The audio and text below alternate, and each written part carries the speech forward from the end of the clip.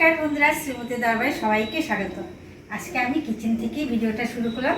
এই যে আমার হাতেই দেখছেন সাহেবি ডাটা আমি অলরেডি কেটে নিয়েছি। আর কিভাবে কেটেছি দেখো, আর মাঝখান থেকে আবার কেটে নিয়েছি।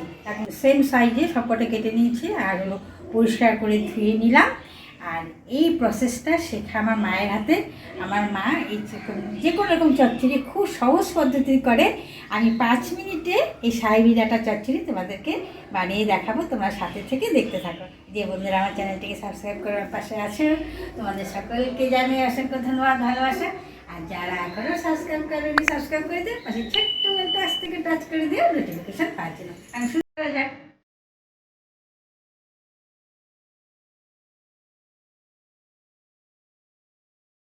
কড়াই বসিয়ে আমি গ্যাস অন করে দিলাম। খুবই সাধারণ একটা রেসিপি, কিন্তু খেতে অসাধারণ লাগে। আমার তো ভীষণ ভালো লাগে। তোমরা কে কে ভালোবাসো এরকম চচ্চড়ি খেতে কমেন্ট করে জানাবে।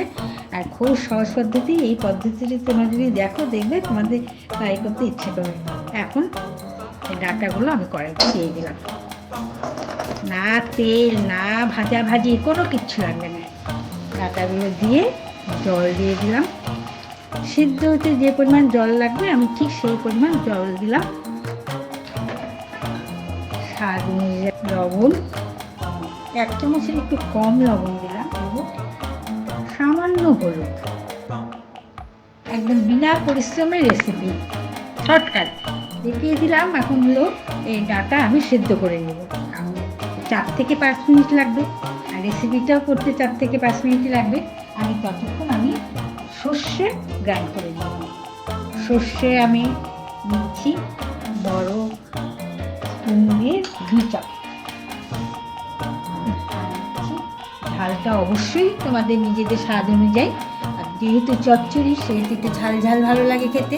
আমি নিচ্ছি এখানে 5টা কাঁচা লঙ্কা। এই লঙ্কাগুলো খুব ঝাল, তাই 5টা দিলেই ঝাল হয়ে যাবে।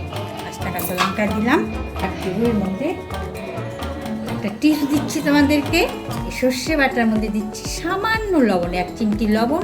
এই লবণটা দিলাম এই কারণে যে তাহলে সর্ষে বাটাটা কোনো তেতো স্বাদ হবে না। আর দিয়ে দিচ্ছি এখানে 2 চামচের মাপে জল। এখন গ্রাইন্ড করে নিই।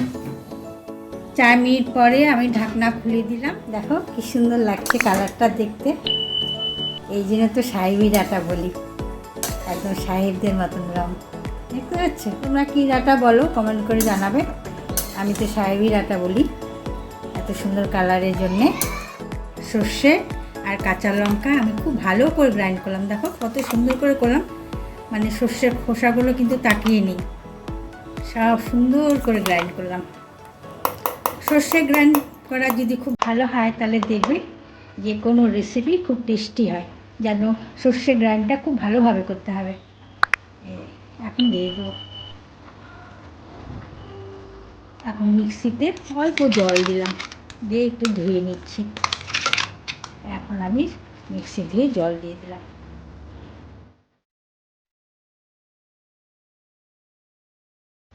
এখনো কিন্তু তেল দিইনি, তেল ছাড়াই হয়ে যাচ্ছে। এবার দিয়ে দেবো মাপ অনুযায়ী সর্ষের তেল। এই 2 চামচ মাপে আমি সর্ষের তেল দিলাম। বেশি মিষ্টি ভালো লাগবে না, একটু সামান্য মিষ্টি মিষ্টি স্বাদ হলে ভালো লাগবে, তাই আমি 1/2 চামচের কম চিনি দিলাম। এখন আর ঢেকে দেবো না, ডাটা অলরেডি সেদ্ধ হয়ে গেছে। এখন এই জলটুকু আমি শুকিয়ে নেব। ভীষণ ভালো লাগে খেতে ডাটা চচ্চড়ি। আর জানো তো, এই ডাটা চচ্চড়ি আমি যেদিন করি আমার ভাতের সাথে অন্য কোনো কিচ্ছু লাগে না, এই চচ্চড়ি দিয়ে আমার খাওয়া হয়ে যায়। ভীষণ ভালোবাসি খেতে। আর মায়ের হাতে রান্না বললে কথা বলো, তার স্বাদই আলাদা। মায়ের সাথে শিখে এটা করা আমার খুবই সহজ পদ্ধতি। আগে কোনো তেলও দিতে হয় না, মানে ভাজাভাজি কিছু করার দরকার নেই। কড়াইয়ের মধ্যে ডাটা দিয়ে জল দিয়ে লবণ হলুদ দিয়ে ঢাকা দিয়ে দাও, আর একটুখানি সর্ষে গ্রাইন্ড করে নাও, হয়ে যাবে। মানে অতি সাধারণ রেসিপি হয়ে যাবে অসাধারণ রেসিপি। জল সব শুকিয়ে এসছে, আর একটু শুকিয়ে নেব।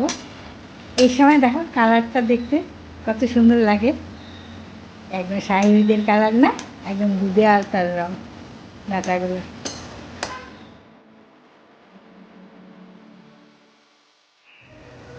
সাহেবের ডাটা চচ্চড়ি কমপ্লিট। এখন গ্যাস অফ করে দিলাম, সারাদিন প্লেটে নামিয়ে নিল।